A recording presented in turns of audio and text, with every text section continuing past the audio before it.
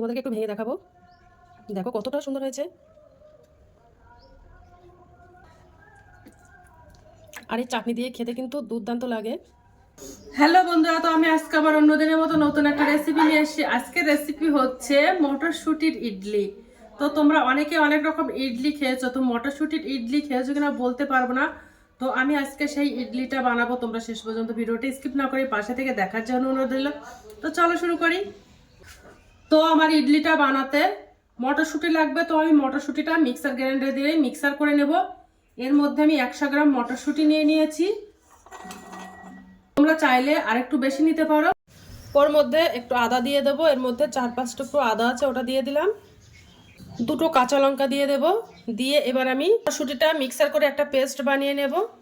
তো মটরশুঁটিটা দেখো একটা মিহি করে পেস্ট বানিয়ে নিয়েছি। এবার আমি ইডলির জন্য একটা ব্যাটার বানিয়ে নেব। তো একটা গামলা বাটি নিয়ে নিয়েছি, আর যে মটরশুঁটির পেস্ট বানিয়েছিলাম ওই পেস্টটা দিয়ে দেব। তো মিক্সার জারটা একটু ধুয়ে দেব। আর ওর মধ্যে আমি হাফ বাটি সুজি দিয়ে দেব, হাফ বাটি টক দই দিয়ে দেব। ওর মধ্যে আমি হাফ চামচ লবণ দিয়ে দেব। এবার ওগুলো ভালোভাবে মিশিয়ে নেব।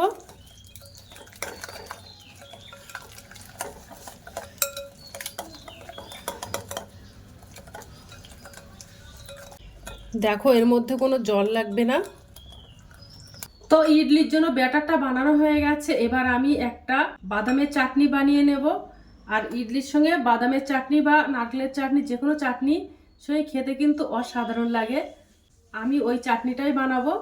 এক সাইড করে রেখে দেব। খুব বেশি চাটনি বানাবো না, তার জন্য আমি 1 মুঠো বাদাম দিয়ে দেব, 2টো কাঁচা লঙ্কা, 1 টুকরো আদা দিয়ে দেব, একটু কারি পাতা দিয়ে দেব, আর 2 চামচ টক দই দিয়ে দেবো। ঝাল ঝাল টক টক মিষ্টি মিষ্টি এই চাটনিটা খেতে কিন্তু দুর্দান্ত লাগে। আর হাফ চামচ চিনি দিয়ে দেব। দিয়ে এবার আমি একটা চাটনি বানিয়ে নেব। আর ওর মধ্যে 1 চামচ নারকেলের গুঁড়ো দিয়ে দেব। তোমাদের কাছে যদি ফ্রেশ নারকেল কোড়াটা থাকে ওটাও দিতে পারো।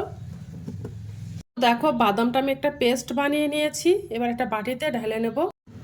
তো দেখো আমি একটা বাটিতে ঢেলে নিয়েছি। এবার আমি একটা ফোড়ন দিয়ে নেব। তো উনানে একটা ফ্রাইং প্যান দিয়ে দিয়েছি, ওর মধ্যে আমি একটু সরিষার তেল দিয়ে দেব,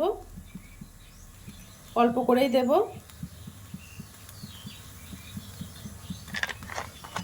তেলটা গরম হয়ে গেছে। এবার আমি কিছুটা সরিষা দিয়ে দেব, আর একটু কারি পাতা দিয়ে দেব।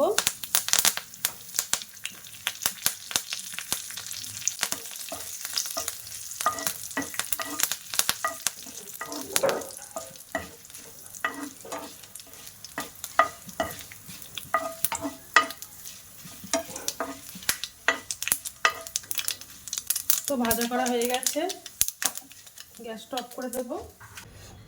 এবার যে চাটনিটা বানিয়েছিলাম ওই চাটনির উপরে দিয়ে দেব।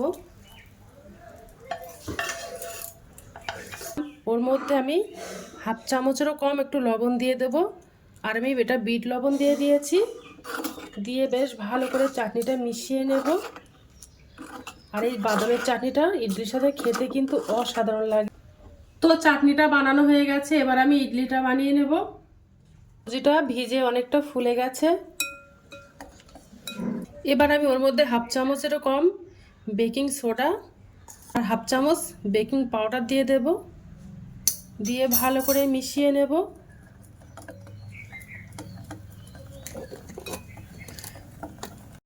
এবার দেখো আমি 2টো স্টিলের বাটি নিয়ে নিয়েছি। এবার ওতে একটু তেল ব্রাশ করে নেব।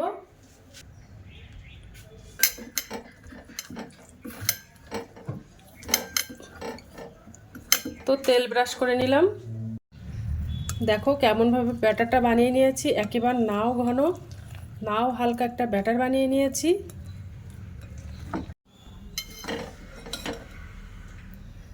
এবার আমি ব্যাটারগুলো বাটিতে দিয়ে দেব। খুব বেশি দেব না, অর্ধেকটা করে দিয়ে দেব।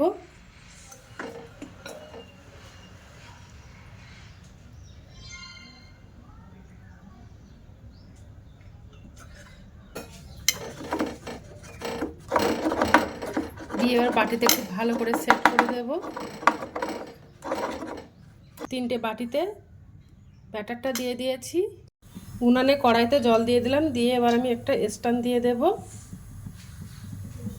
দিয়ে এবার বাটি 3টে সাজিয়ে দেব।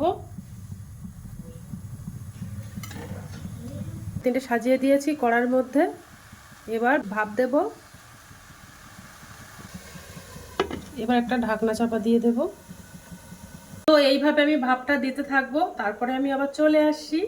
তো দেখো আমার ইডলিটা প্রায় ভাপ দেওয়া হয়ে গেছে। দেখো কত সুন্দর হচ্ছে।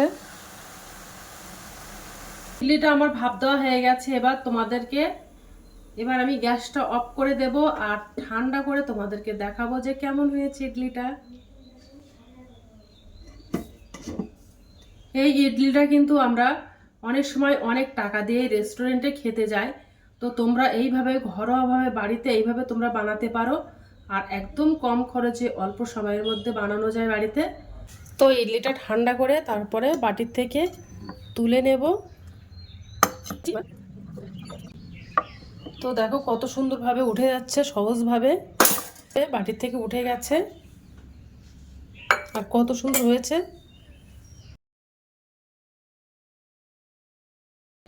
দেখো এই ইডলিটা কত সুন্দর দেখতে লাগছে। এই ইডলিটা দেখতে যেমন সুন্দর, খেতেও কিন্তু অসাধারণ আর স্বাস্থ্যকর। তোমরা একবার হলে বাড়িতে ট্রাই করতে পারো। তো আজকের দিনের মতো ভিডিওটা এখানে শেষ করছি। আগামী দিন আবার একটা নতুন ভিডিও নিয়ে চলে আসবো। তো টাটা, বাই বাই, সবাই ভালো থাকবে, সুস্থ থাকবে।